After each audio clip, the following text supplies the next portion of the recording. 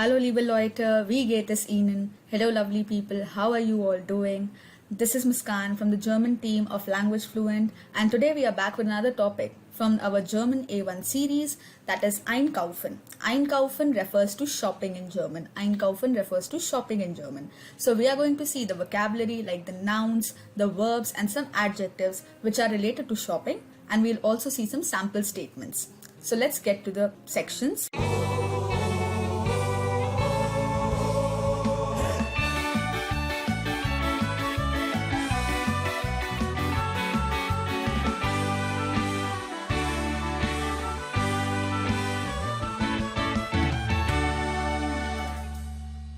So first we are going to see some nouns, some vocabulary nouns that we have related to shopping.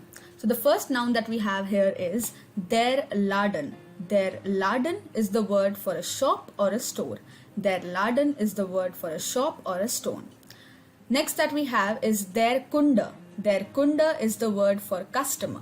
Der Kunde is the word for customer. Third that we have is der Kiosk. Der Kiosk is the word for kiosk, in which we can buy newspapers, chocolates and all these small confectionery items. Der Kiosk is the word for kiosk. Next that we have is a market. Market in German is called der Markt. Der Markt. So der Laden, der Kunde, der Kiosk, der Markt. Price. Price in German is called der Preis. Price in German is called der Preis. Similarly, a bag or a packet in German is called die Tüte. Die Tüte. A packet of chips. This refers to a packet of chips. It doesn't refer to a bag that we have for going to school. It is actually referring to a packet of items that we purchase from shopping. So bag or a packet is called die Tüte. Die Tüte.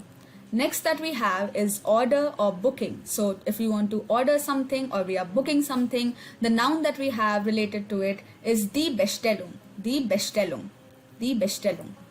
Next that we have is a queue. So maybe at various places you have to stand in a queue. So we have a noun for queue, and that noun is called die Warteschlange.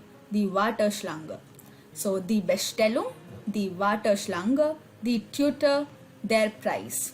Also, as you are going to learn these nouns, it's requested to everyone to also learn the articles along with it, because if you don't remember the articles, then learning the nouns is of no use. Next that we have is department or section. A department in German is called die Abteilung. Die Abteilung. A pharmacy in German is called die Apotheke. Die Apotheke. We also saw the Apotheke and their kiosk in our different video that we had. So we have seen some of these words previously as well. A shop, store or office is also called das Geschäft. Das Geschäft.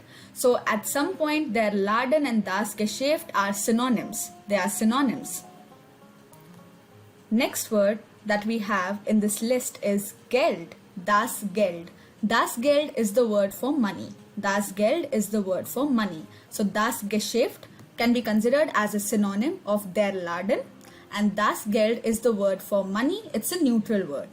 Next that we have is a product. A product in German is called das Produkt. Das Produkt. Das Produkt. An offer or sale that we have, a special offer that we have on products. For that we have a specific noun, and in German it is called das Angebot. Das Angebot. So let's go through it all over again. Die Abteilung, die Apotheke, das Geschäft, das Geld, das Produkt, das Angebot. Now a departmental store in German is called das Kaufhaus. A departmental store in German is called das Kaufhaus. And a shopping center in German is called das Einkaufszentrum. Das Einkaufszentrum. So try to break the word whenever you see a new word and listen to the pronunciation very carefully. Das Einkaufszentrum. Das Einkaufszentrum. Let's move on to the second page of nouns again. So the nouns are quite a lot in number related to shopping. So let's see the second slide as well. So sweets or candy in German are called die Süßigkeit. Die Süßigkeit. Similarly, a cash counter in German is called die Kasse. Die Kasse. A newspaper in German is called die Zeitung. Die Zeitung.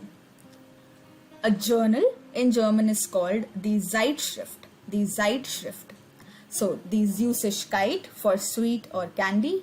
For a cash counter, the Kasse. For newspaper, the Zeitung. For a journal, the Zeitschrift.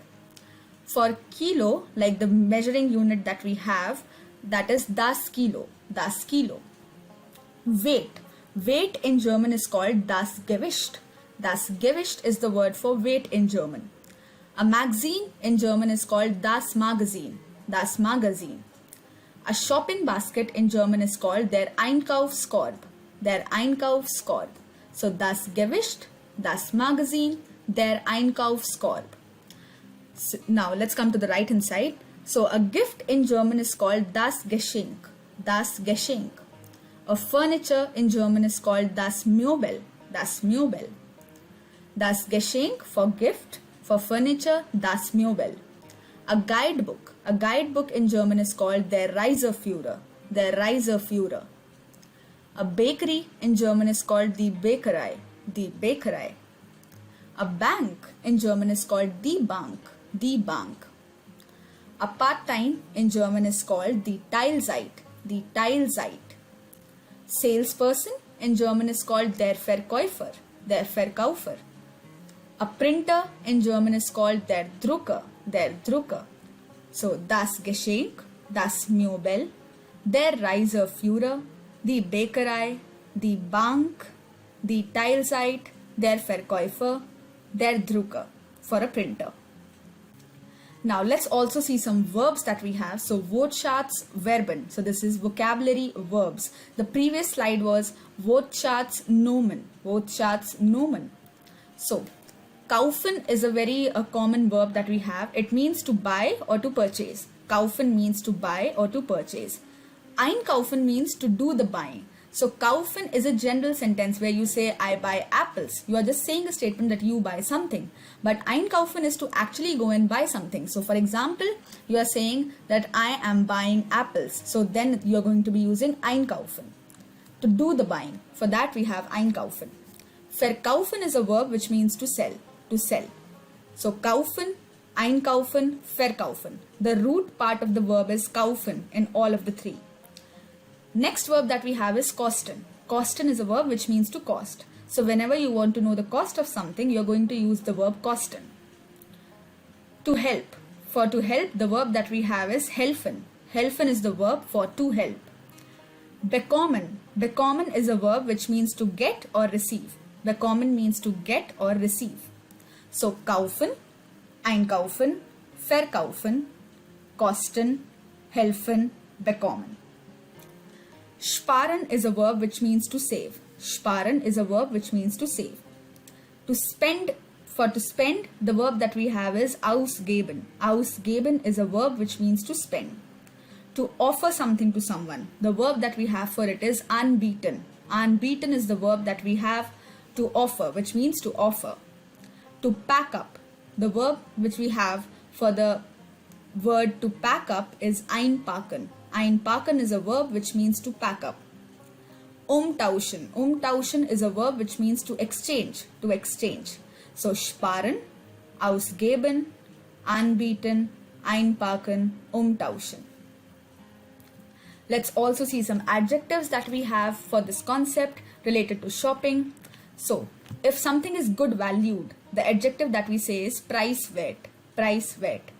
If something is free, the adjective that we say is gratis. Gratis. So preiswert means good valued, gratis means free. To reduce. If someone has reduced the price of something for you, the word that we have is reduziert. Reduziert. Now, I have put a star in front of this and also a star in front of this word, geschlossen. This is because these two are actually the participle zwei forms as well of the verb reduzieren and schließen. Reduzieren is a verb as well which means to reduce. And it is this word is the participle zwei form of that. So, but this is also used like an adjective. Similarly, geschlossen. Geschlossen is also used like an adjective. But in reality, it's the participle zwei form of the verb schließen, which means to close. So, reduziert is to reduce. Kostenlos is again free of charge. Free of charge. Vanish, vanish means less. Vanish means less. Bereit, bereit is the word which stands for to be ready or to be prepared. So bereit means ready or prepared. Privat, privat is the word for private. Privat is the word for private. Bargeldlos, bargeldlos is the word for cashless. Bargeld is a noun which stands for cash. Los means less. So bargeldlos means cashless. And as I said, geschlossen is the participle Y form of schließen, but it is also used like an adjective and its meaning is closed. So preiswert, gratis, reduziert, kostenlos, vanish, bereit, privat, bargeldlos, geschlossen. So these were some nouns, verbs as well as adjectives which are related to shopping.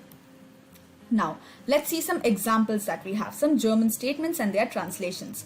So the first statement that we have here is Ich gehe zur Apotheke. Ich gehe zur Apotheke. This means I am going to the pharmacy or I go to the pharmacy. Ich gehe zur Apotheke. I am going to the pharmacy. Second sentence that we have here is Ich suche ein Geschenk für meine Mutter. Ich suche ein Geschenk für meine Mutter. Now, für can be written like this. Also, it can be written with the umlaut. So, you can just write U and the double dots above it and then the E will be removed from here.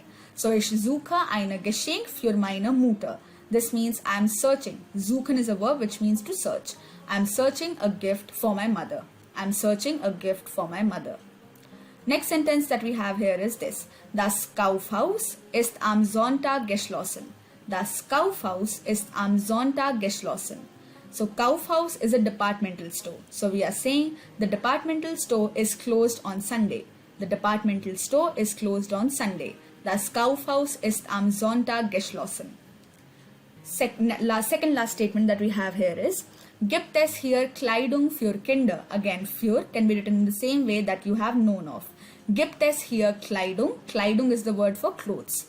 Gibt es hier Kleidung für Kinder? So are there clothes for children here? Are there clothes for children here? Next and the last statement that we have here is Wo kann ich Möbel kaufen? Möbel, again, O can be written with the double dots, umlauts, and then the E would be removed. So it is going to look somewhat like, we are going to put the double dots above Möbel and this E will be removed then. Similarly, we can do it with für as well. This E will be removed and the umlaut double dots will come above it. So, wo kann ich Möbel kaufen? Where can I buy furniture? Möbel is the word for furniture. So, like this, various other statements can be formed using the vocabulary that we learned today. I hope that the words that we discussed were clear. And the vocabulary and everything, the verbs, adjectives and nouns are very important, and specifically for nouns you need to learn them with their genders, masculine, feminine or neutral.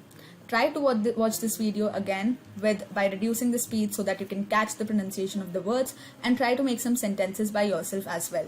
If you like this video, then like, comment, share and subscribe our channel, and for further videos stay tuned. Thank you for watching this lecture and I'll see you all in the next video.